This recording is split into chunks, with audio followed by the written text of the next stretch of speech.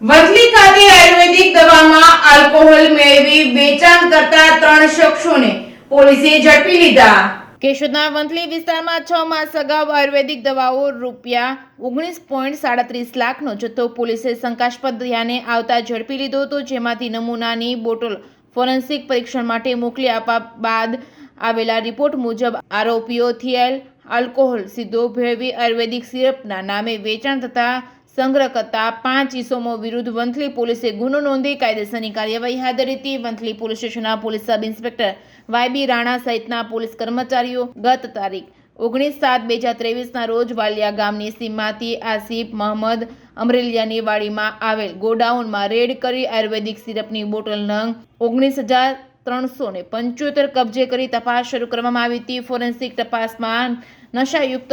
ઇથાઇલિન alcohol કે જેનો ઉપયોગ હેન્ડ સેનેટાઇઝરમાં થાય છે, જેનું સીધું મિશ્રણ કરી આયુર્વેદિક દવાના નામે વેચાણ કરતા હોય, માનવ જીવન માટે ખતરારૂપ હોય અને વંથલી પોલીસે 6 શખ્સો આસિફ મહમદ અમરેલિયા ઉંમર વર્ષ 52, સુજેર યુસુફ નાગોરી ઉંમર વર્ષ 19 બંને રહેવાસી વંથલી, રાજકોટના અબ્બાસ કાથડ રાઉમા ઉંમર વર્ષ 44 ની ધરપકડ કરવામાં આવી છે। અબ્દુલ કાદિર મજીદ મુલતાની ઉંમર વર્ષ 33 અને ફિરોઝ ચૌહાણ રહેવાસી રાજકોટને ઝડપી લેવા કેશોદ પોલીસ વિભાગના ડીવાયએસપી બીસી ઠક્કરના માર્ગદર્શન હેઠળ વંથલી પોલીસ સ્ટેશનના પોલીસ સબ ઇન્સ્પેક્ટર વાયબી રાણાએ ચક્રો ગતિમાન કર્યા છે। Reporting by Raju Pandya, Keshod.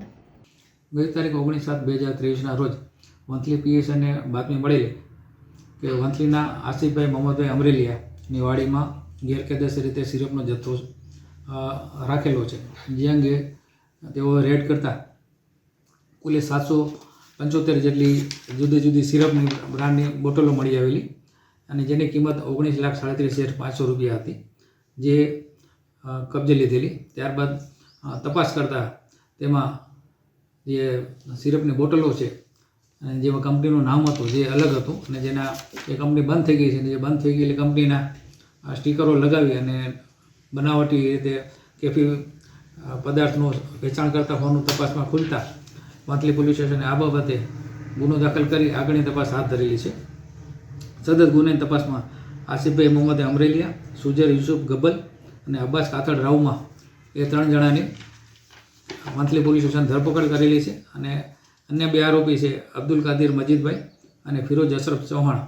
જેઓની ધરપકડ કરવાની આગળની તપાસ ચાલુ છે।